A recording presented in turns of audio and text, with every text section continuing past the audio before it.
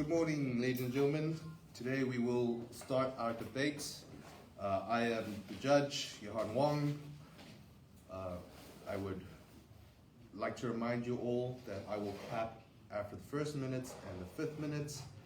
POIs, please verbally announce your POIs. And yeah, so without further ado, let's welcome the Prime Minister. Here. My time will start in 3, 2, 1.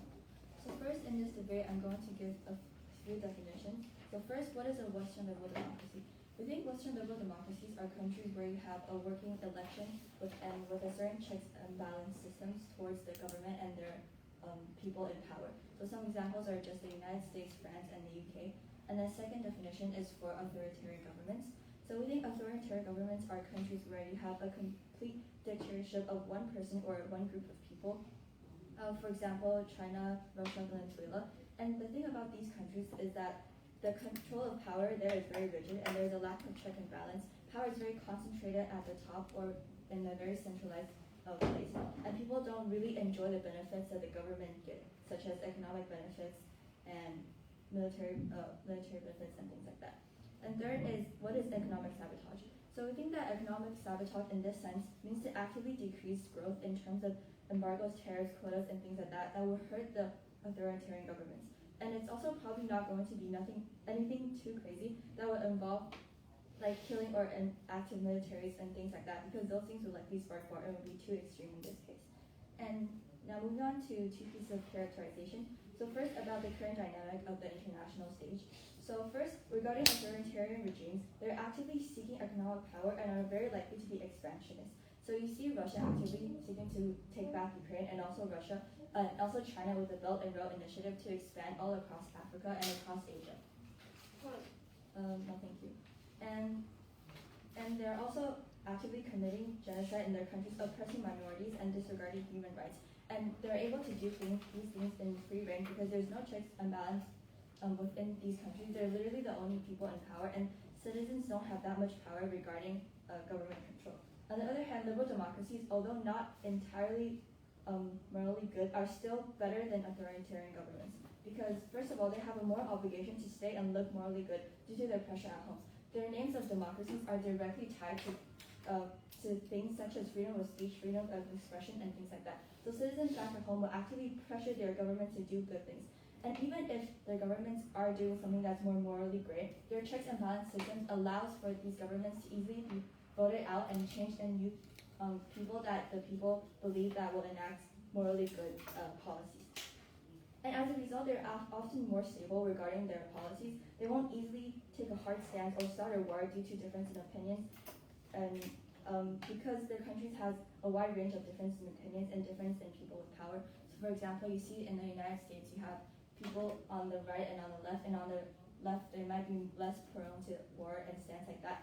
Well, on the right, they're more prone to war, but because of this balance check, there's an even distribution of power and political opinions.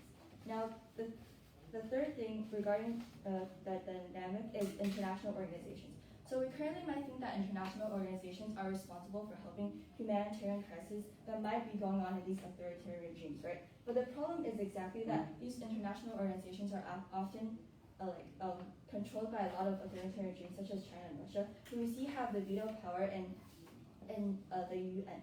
So because of this, you see a lot of getting away from these authoritarian regimes. For example, in China, you have the Xinjiang internment camps, where they put large groups of Uyghurs into internment camps just because they're Muslims and are the religious minorities.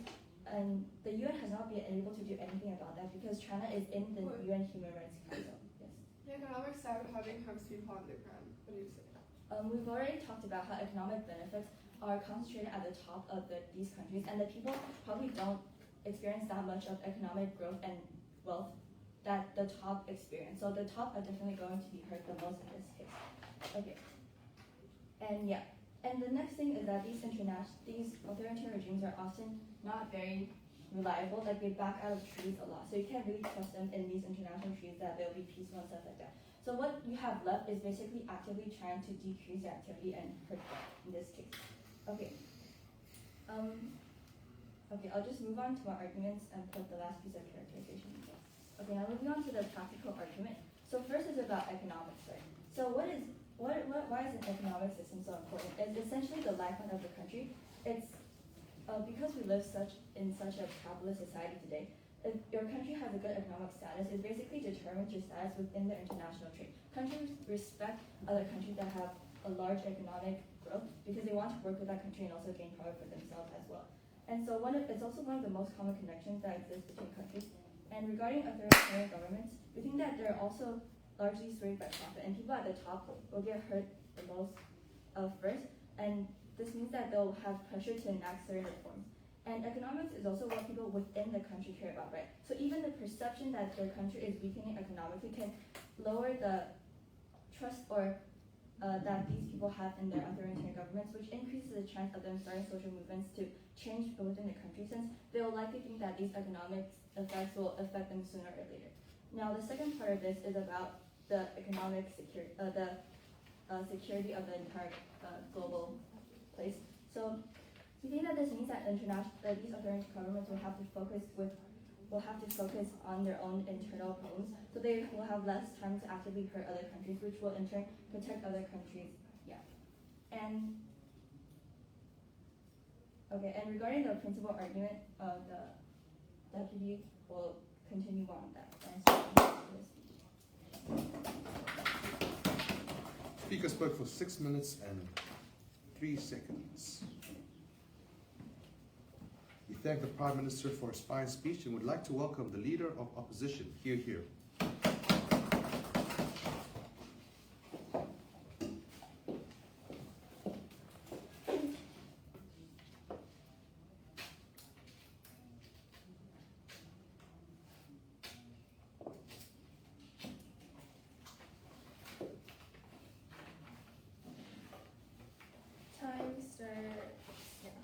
By Western liberal democracies interfering and actively sabotaging authoritarian governments, they are going against the very thing that they believe. They're going against the freedom for authoritarian governments to operate as they are. Before I begin my arguments, one main piece of responses, the rest will be integrated into the rest of my arguments. I think firstly, on their second argument, they tell us that international organizations are oftentimes controlled by authoritarian governments. So for example, the Humanitarian Council. We tell that just because you place economic sanctions on these governments, it doesn't necessarily mean that you're able to get rid of their veto power or actually change because of these sanctions, right? Literally just look at Russia. Economic sanctions are being imposed on Russia right now, but they still have veto power in the UN. Just by imposing economic sanctions, you don't actually change anything under their side. But one main piece of framing before moving on to my arguments then. Why do people perceive authoritarian governments to be bad in the status quo? We thought it is probably because of the historical context. Look back to the Cold War, you're seen as actively expansionist. You increase animosity between countries like US and China because US wants to perceive themselves as extremely morally good over China, even if that isn't necessarily the case. We tell they start using government styles to attack each other. So for example, Trump actively being against communism and actively attacking China. They increase animosity unnecessarily in the global stage. But our alternative then is that we let countries operate the way that they are. We tell you that there's still the same bottom line that obviously exists for all countries in the world. So obviously you can interfere when they unreasonably start a war, when there's a severe humanitarian crisis going on, but you don't sanction them based on the fact that they're authoritarian government. We tell that the act of sanctioning them just because you're authoritarian is morally incorrect. On their burden then, we tell that proposition needs to prove that democracy has this moral duty that insofar as they're unable to prove that this is the most moral thing to do, that economic sanctions are the only key to ensuring that authoritarian governments are not going rogue, we tell you that they have to lose this debate. On my first argument then on principle, on why proposition don't get to decide what's the best form of government or to just sanction authoritarian government.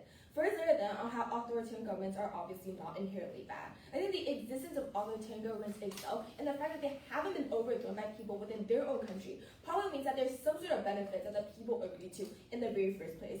But also just secondly, the entire idea that authoritarian government regimes should be abolished is this narrative started by democracies in the very first place. We have that they tell people that authoritarianism is bad without actually showcasing the good. What this looks like is that oftentimes authoritarian governments have really strong economies. Just look at China and Singapore, right? They're very strong, flourishing economies. Their people are able to benefit from this economy. But secondly, they probably also have really good welfare and infrastructure because the government is able to distribute the wealth and actually help the people on the ground. Instead of in oftentimes in liberal democracy, you don't see the government having the ability to actually help poor people. But secondly, we saw that obviously that they also admitted to there's also a lot of problems to democracies. There's also another response to their first argument on why democracies are the best actors, which are they oftentimes have inability to pass laws because the exact check and balance system that they want to tell us about. They tell you that citizens pressure government to do good things with existing check and balance. This is the exact reason that oftentimes liberal democracies are unable to do good things or unable to pass certain policies that can benefit their population as a whole. What this looks like is that, for example, gun control laws in the US, they're unable to pass this because of extreme political polarization. We tell you that oftentimes you literally result in the government going into shutdown in these same liberal democracies that they want to argue about because their governments are unable to come to a conclusion because there's so much freedom within this government because no central authority can make a decision, so nothing ends up happening. They don't actually achieve any of the impact they want to tell us about on their side. Second layer then is that we tell you that even if you don't buy any of the arguments that we just talked about above, there's still simply no moral right to interfere with another country's sovereignty. We tell that no, a lot of these authoritarian governments are not actively expanding anymore. Look at Singapore, look at China, right? They're not actively attacking other people. Sure, Russia is just attacking Ukraine, but that's because they believe that Ukraine belongs to them, not necessarily because they're imperially expansionists. They're probably not going to go out and start attacking Sweden or Norway, for example, because they're not expansionists. They don't want to take back their territory. We tell that authoritarian governments did not interfere with the West. They not tell the West that, oh, you're not allowed to have liberal democracies because authoritarian governments are fine within their own little government circle. They're probably not going to attack these people. The implications of this is that the action itself, no matter how practical or what practical outcomes you have, is already morally bad. So insofar as proposition is unable to prove that there's a moral correctness to this, they're unable to win this debate. Second layer then, very quickly on the how economic sabotage actually hurts people on the ground and how they feel their moral duty under this anyways. First layer then on what economic sabotage looks like. They themselves characterize as preventing exports and imports economic sanctions. What this means is that they're going to harm people on the ground because they decrease their overall quality of life. People start to lose jobs because they don't have the money to sustain themselves. The price of goods increases, which is the average daily individual are unable to buy food or provide for their families.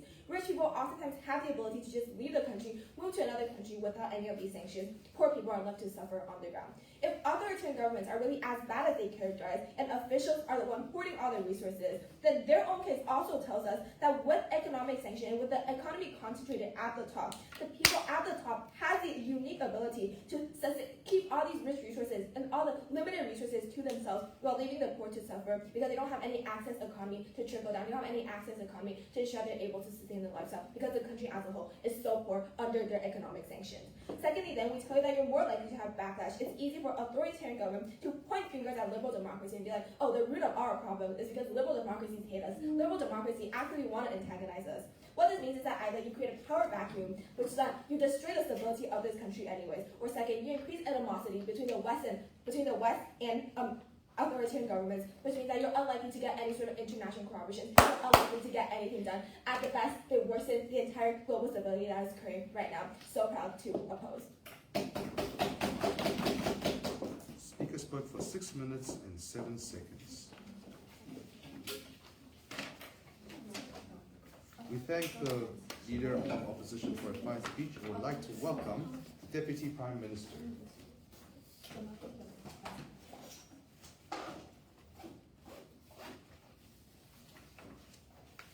I was like, talking behind me is a very unique strategy.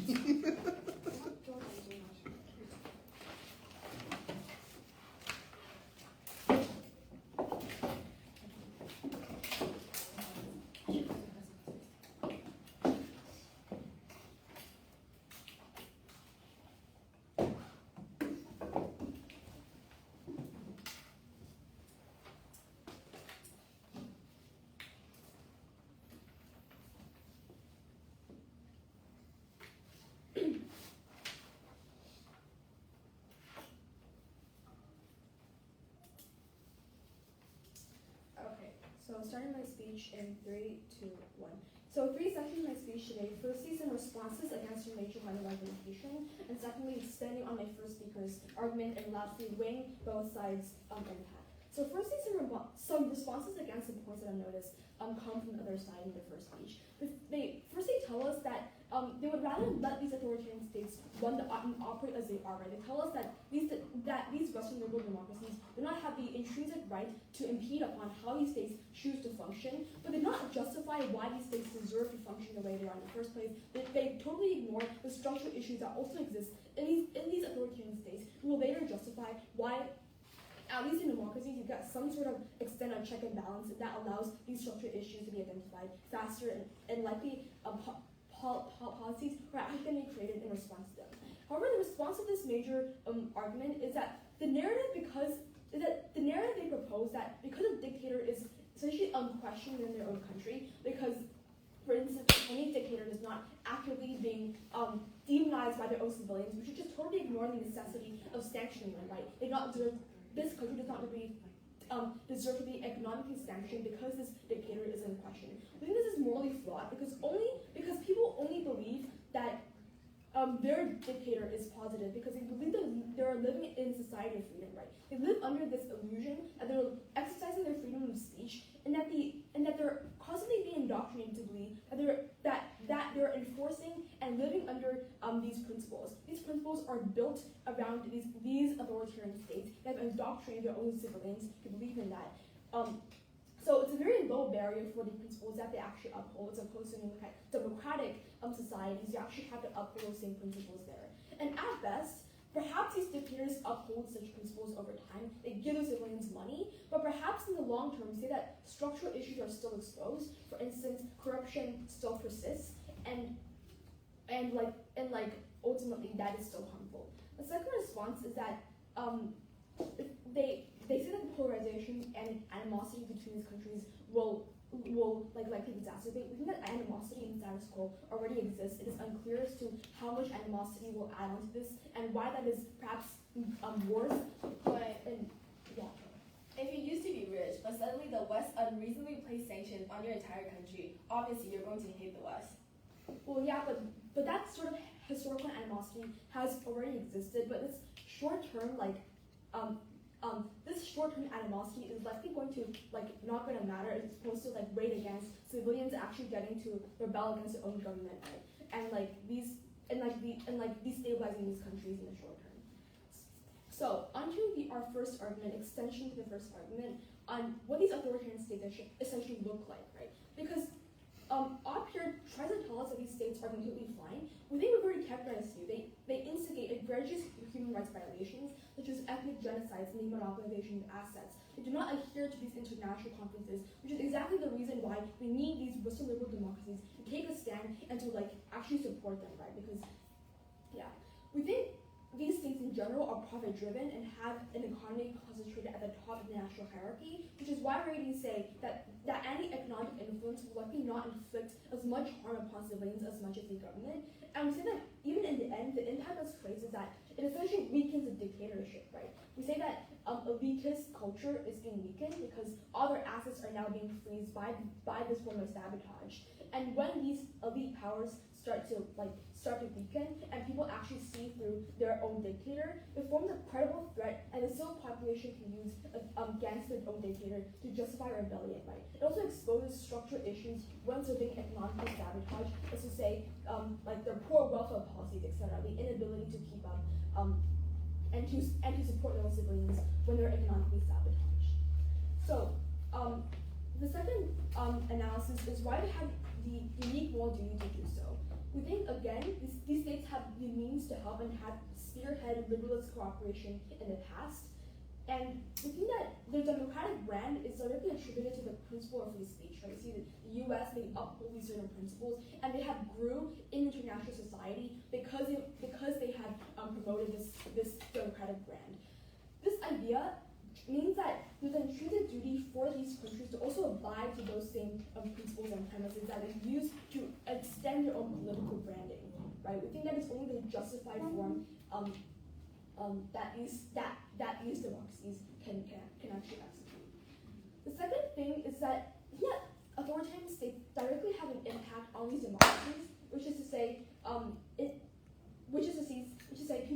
people in these democracies are directly harmed by these states. The fact that authoritarian states have previously launched intelligence operations that illegally collect information about businesses in these Western liberal democracies, such as China spying on the US, etc. They launched things like spy machines, attacking disrupt supply chains and erode entrepreneurial wealth in these specific countries. So the illicit nature of these economic crimes imposed upon these democracies is why we will essentially now retaliate, right? We think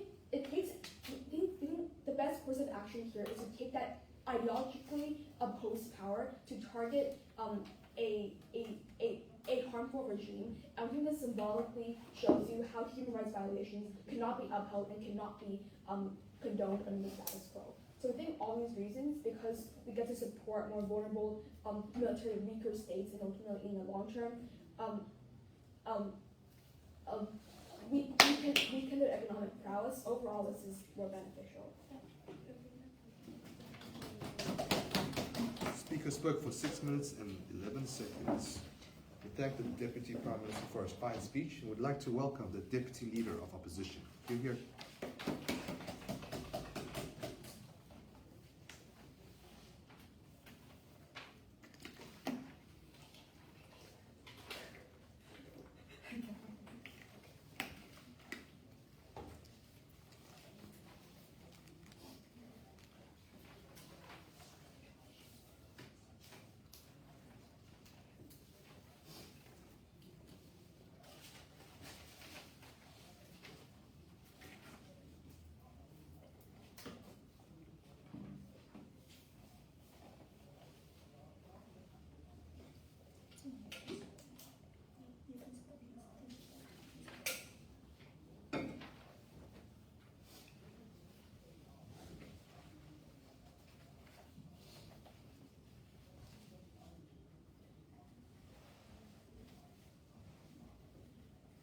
Citizen side has a burden of actually explaining to us why they actually have a moral duty to do this. What they've explained to us within the principle is that they tell us that democracies are the good actor to do this. However, they actually never explain why they should actually be interfering. Because even if they are a comparatively better actor than other people within other actors within this debate, they actually never explain to us why they step in. What do we instead tell you as a principle? We told you that actually no matter who you are, you can't really decide how the other government should operate. Because there's no justification for you to decide what other countries do. And also secondly, you actually don't know what's going on within that country. So your decision is not actually, they might not be the best for these other countries. However, what happens on their side of the house is that they just make decisions for them and don't really care about people being harmed on the ground because those people do not directly affect these governments. So very proud to oppose. So my speech, I'm going to go over the main question about which side actually better helps these people before moving an extension about how polarization in the West actually weaken, actually just strengthens our impacts and harms that will probably occur on the proposition. Okay, first question then, which side actually better helps the people? Okay, what does proposition side tell us? It tells us that on their side of the house, these citizens on the ground, they actually aren't harmed that much because they're already quite economic prosperity is already weak for them. Also secondly, they tell us that the presidential authoritarian governments are really weaker. So therefore that means authoritarian governments can't really control their citizens as much. A couple of responses to this. We see the value already told you from the start. She already listed examples within our current status quo. They're indisputable. She told you about China, also Singapore, in which they're still going economically prosperity. It's going to be as full for these people. And even if the government is now just directly handing money to these citizens, we still see the benefits will probably still trickle down to these people to a certain extent. Because we see the reason for this is because the governments, for them actually remain their control over these citizens. We see the citizens probably have to be a certain extent happy with the government, so they don't actually try to overthrow these governments. However, secondly, why exactly does this harm still exist, assuming the opposition side's characterization is correct? So we see the reason is because authoritarian governments, if there's going to be economic sabotage towards the country, there probably is going to be a decrease in how the economy is actually functioning. So you see the reason these people on the ground are still harmed. If authoritarian governments, they would first take money from the people who are directly on the ground and not for the richer individuals within society, because we see it's going to be easier to appease to and also appeal to these richer individuals instead of trying to actually make sure the people on the ground are happy. So they'll just take away the money from the people on the ground. Oh, so the people on the ground, it might be mad, and also optics are weakened. That's basically just taking proposition side about their mechanism about what would happen. However, we see on our side of the house, we actually flipped it, and we told you that okay, these optics might get weakened. However, we see when the optics get weakened, we're probably more likely to actually support what's going to what the authoritarian governments are doing. Because see, the reason is because when you see authoritarian government, they see my perception is going to be weaker towards these citizens after we strengthen my optics. So they do it through a couple of ways. They tell you that firstly, that the reason they're already so poor is that because of these Western democracies. Also, secondly, we tell you that it's because if they're going to see the optics are weaker within their own internal government, they try to make it up by saying, oh, I'm actually trying to advance our country, for example. They just probably start attacking other nations, which is exactly what proposition does not actually want. So you see the response is important because we see that directly, we're actually taking direct characterization from their side house, we're actually flipping the arguments, and instead on their side house, what they're trying to prevent is what's actually going to happen on their side house.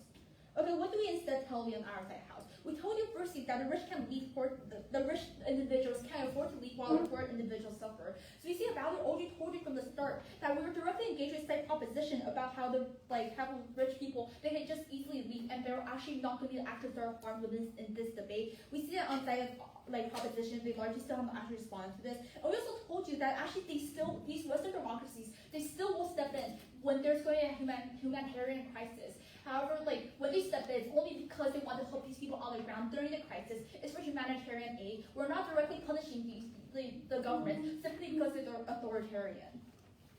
And we also told you brought to the impact about how there's going to be a power vacuum and also lack of international cooperation, in which we see it's occurring in two scenarios. In which, firstly, when you actually overthrow the government, we see the country is actually going to be even worse off because they plunged into a civil war. And when you have you pick whichever leader will be promises is something good. So you see it's going to be worse off because people believe because it's going to be harder to overthrow because people believe, oh, I selected this leader. So therefore, actually just reinforces the authoritarian government under their side house. Also, second scenario is that we see there's going to be no international cooperation. They just start hating each other, and they don't agree with each other's policies, which actually just increases conflict.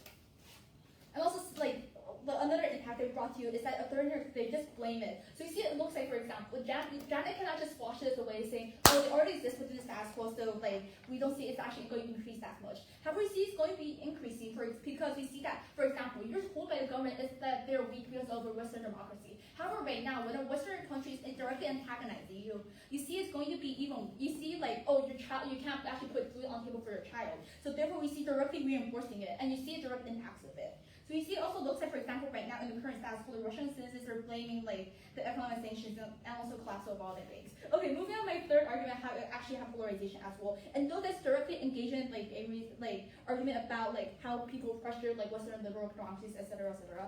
So you see how the polarization occurs. That economic sabotage, you see it goes both ways. When you're actually sanctioning a country, that means you cannot actually trade with that country as well. So that probably just weakens your country's economy to a certain extent. For example, US and China won't trade if they do have these sanctions. So you see, even if the economy is not weakened due to economic sabotage, what will happen is that people, the Western democracies say, oh, it's because of these countries. So therefore, we see it's already bad. Because authoritarian governments become defensive, polarization increases on both sides of the house, and therefore this actually increases the potential, the probability of war occurring. So very proud to oppose. We thank the Deputy Leader of Opposition for a fine speech. Speaker spoke for 6 minutes and 12 seconds. We'd like to welcome the government whip. Here.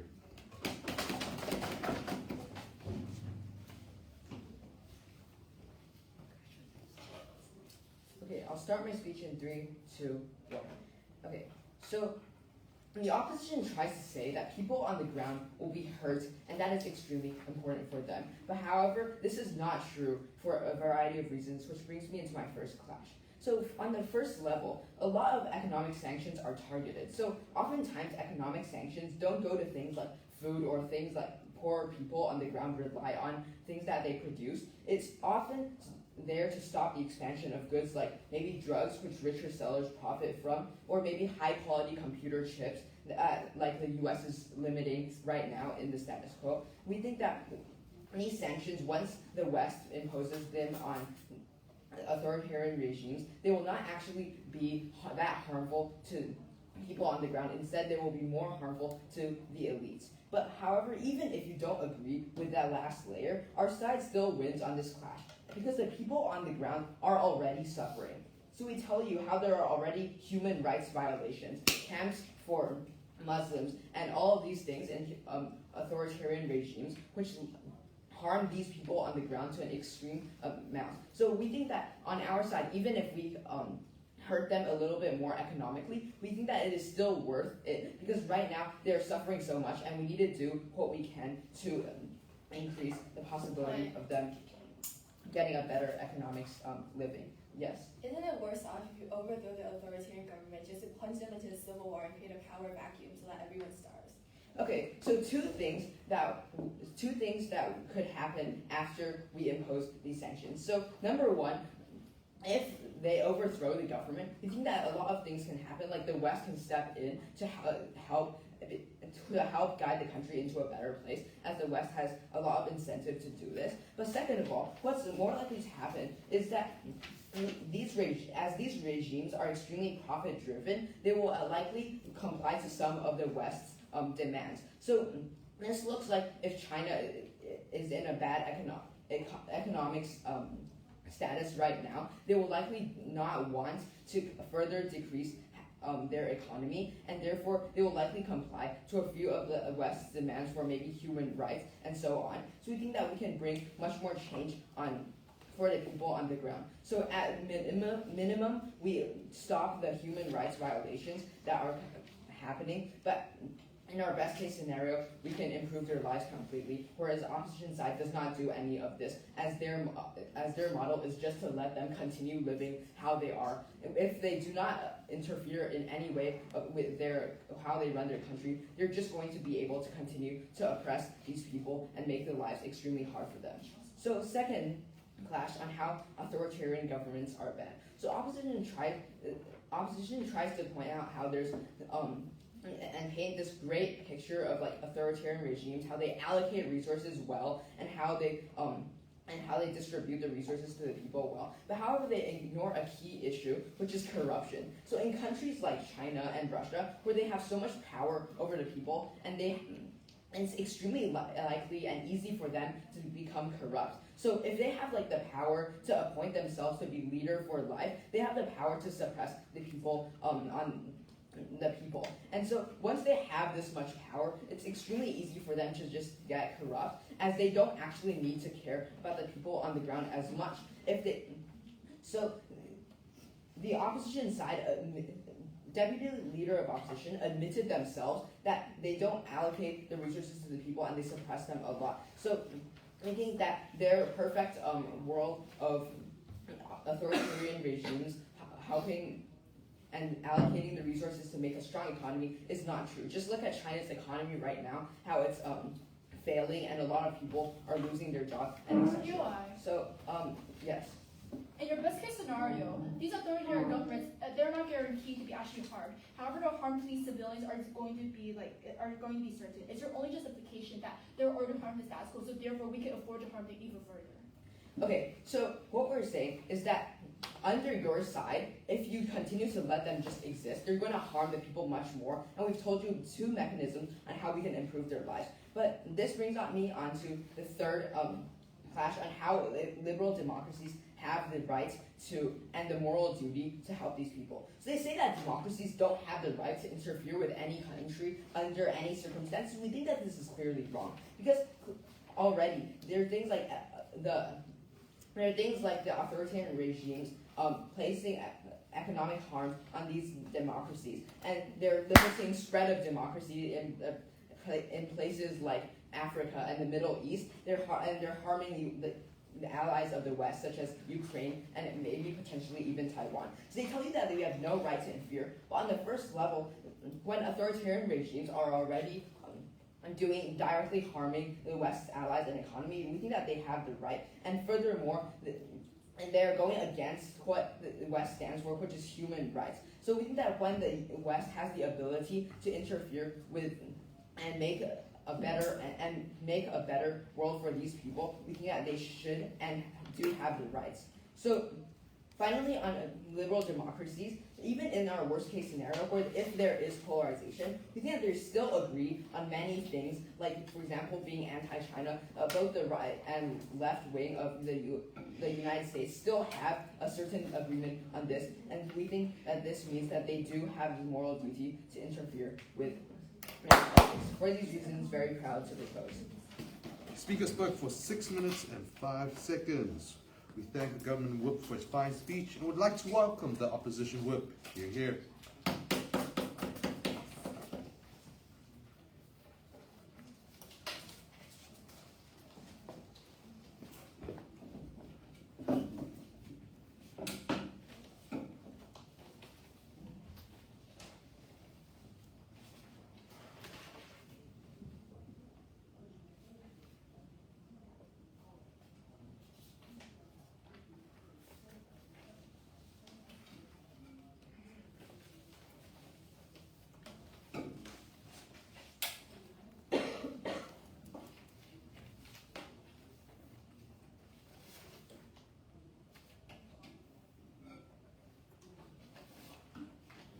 I'll start my speech in 3, 2, 1. I want to talk about two things in my speech. First, on a principal clash on which side is justified to do specific actions. For example, government, whether they're justified to interfere as a democratic country.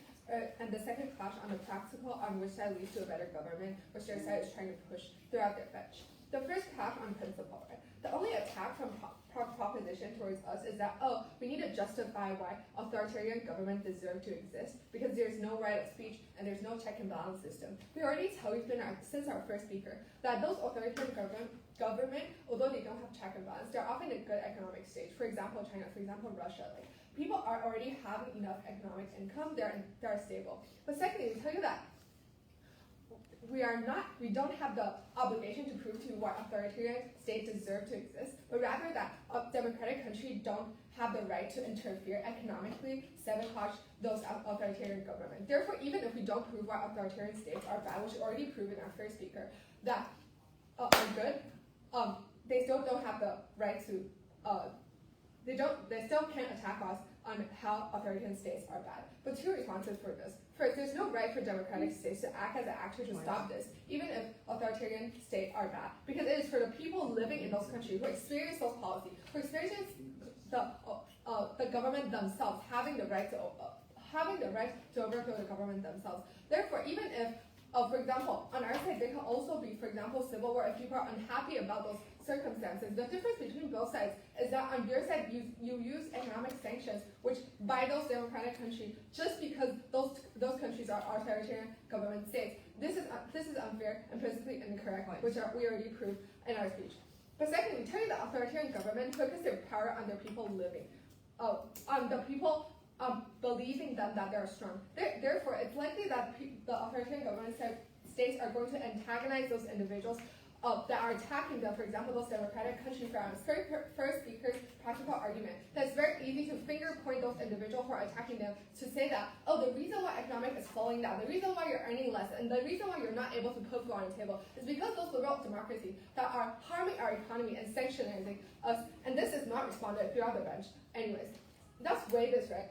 As our first speaker already pushes, the principal clashes is one of the most important clashes within this debate, because as long as we prove that we justify that democratic countries don't have the right to interfere and economically towards those authoritarian states' government, we already win this debate by justifying that your actions are wrong. But when we weigh this, we tell you that firstly, democracies don't have the right to interfere. But secondly, we tell you that democracies are against their own thoughts and against their own actions because they attack specific authoritarian government just because they are authoritarian, not because of what they did or what they did wrong. We tell you that on our side, we said to our first speaker, that humanitarian savior or humanitarian interference can happen on our side also. But the difference between both sides is that on their side, they have economic sanctions, which we think that will harm the people on the ground mostly. But lastly, yeah, it's not our. Oh yes. Okay. So if you let the authoritarian regime continue to run without any barriers or interference, how will your side bring any change? That is to say, your side are accusing us of not able to prove anything. This means your side. Okay. The thing is that your side didn't prove how authoritarian states need to receive the witness interference from democratic country. We also say that on our side there will be, for example, humanitarian savior from those even if it's from democratic country. We're saying that democratic countries cannot interfere just because you're authoritarian government. That if your country did something humanitarianly wrong, that wrongs your citizen, that harm your citizen, we also agree that you can interfere. The difference is economic sanctions just because you're an authoritarian state government. Well, what we tell you is that economic sabotage harms people on the ground in the practical, which leads to a second clash. Which then leads to a better government. The third point they tell us is firstly, economic sanctions only harms ones on the top, and it doesn't necessarily harm the people on the ground. But yes, because the country is led by the people on the top, this means the people that are on the top are in control of the people on the ground. The reason, in order for them to contain the profit they have, they'll lower the income on people on the ground. The reason why they're justified and they will do this is because they can fingerprint onto liberal democracy countries to say that it's not our fault that we lower your income and let you unable to put food on the table, but rather those countries that antagonize us. The second way they tell us is how international organizations are controlled by authoritarian state and they need to support genocide. You can't, except for this first point, the rest of the point can be called out on our side because we never said that, you can't have interference by humanitarian causes. We're just saying that you can't interfere just because this specific country is authoritarian and economically causes the individual unable to live a good life. But lastly, they tell us that, and their whip as a new material that West can step in after if there is civil war within their country. We think that this is, firstly, it's untrue how West have the right to step in. It's not colonization. It's just interference on your side that you should prove. You can't just tell us that West will step in just because, for example, they want democratic thoughts or free speech. We think that even if you don't buy our principle, we still win our practical because we tell that it's morally incorrect to punish those citizens for the action of their government because you lower their economic prosperity. But secondly, they worsen the standard of living and there's no international cooperation and polarization on their side of the house because when they have this policy imposed on authoritarian government, it's easier for finger pointing and antagonization. And this is why we think that we prove to how we win on both principle unjustified. On their side, it's unjustified to do specific action and practical. We win on helping lessening the negative impact on the people on the ground. This is why we're so proud to oppose. Speaker spoke for 6 minutes and 6 seconds. We thank the opposition whip for her fine speech and would like to welcome the opposition's reply. Here. Before you do, because it seems like there's some confusion in reply. It's a 3-minute reply. I will clap at 2 minutes, and I'll double clap at 3 minutes. So everyone got that? Okay.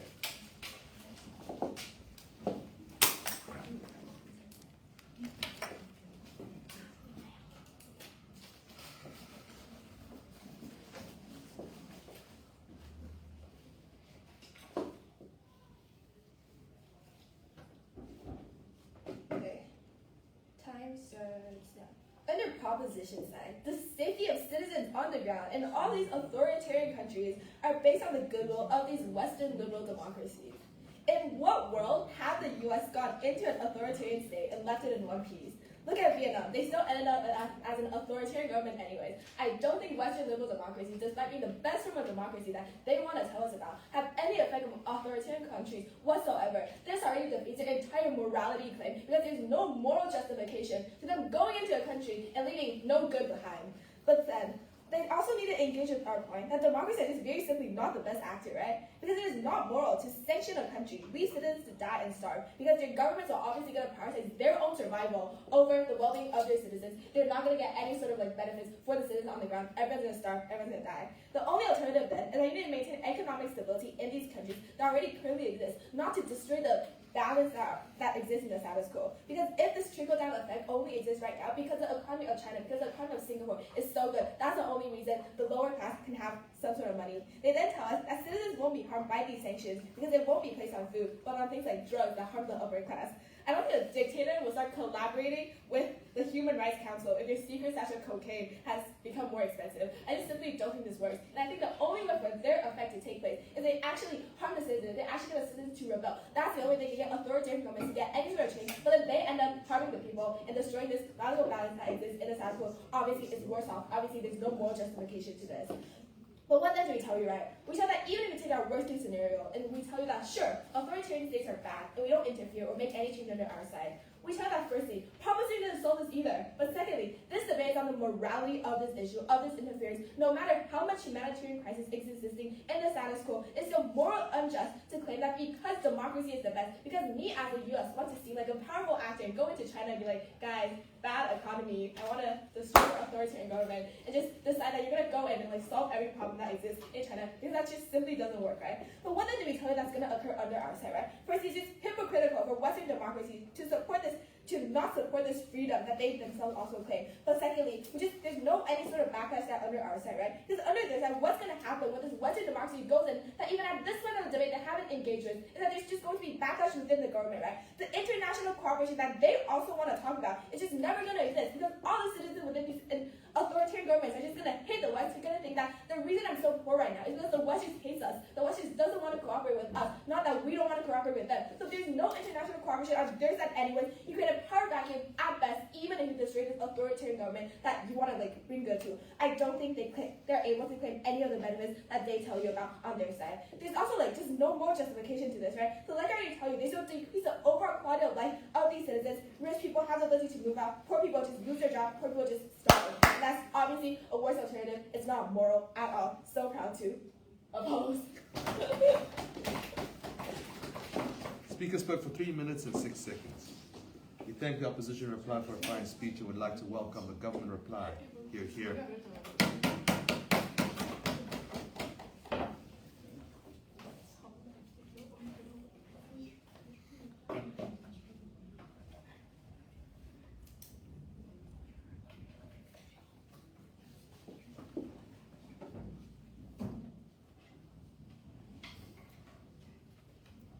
So in my speech today, I want to just emphasize on the legitimacy of our arguments, right?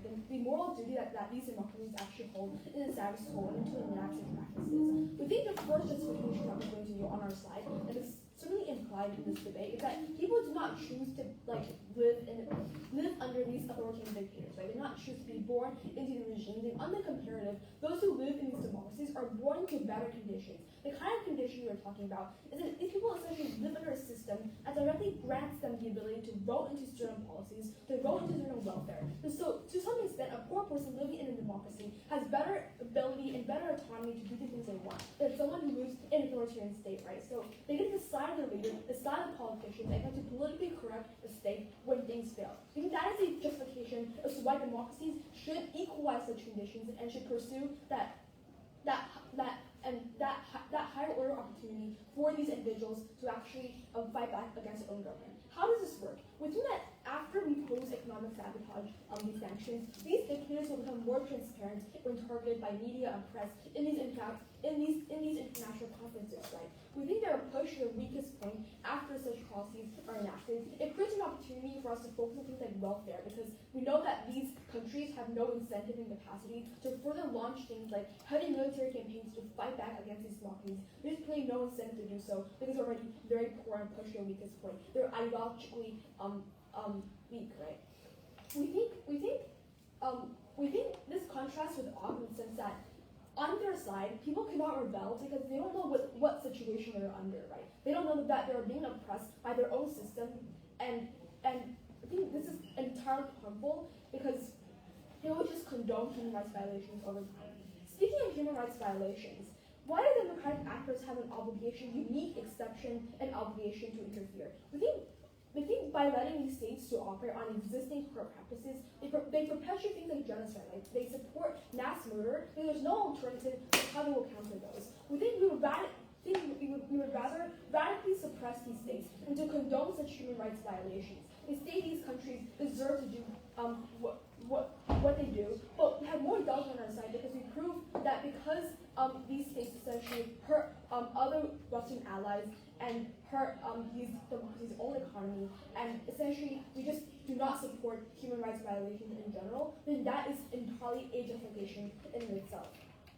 So because of this, we think that economic sanctions, again, are the only solution to actually provide solutions across the border. Police do not allow other states to bring humanitarian aid into their own state anyways. You cannot encroach upon their borders. So economic sabotaging is the only way to do so. I mean, overall, we might have more impact on the side, and we actually allow these civilians to know what situation you're under, and that is more impact on what I can say.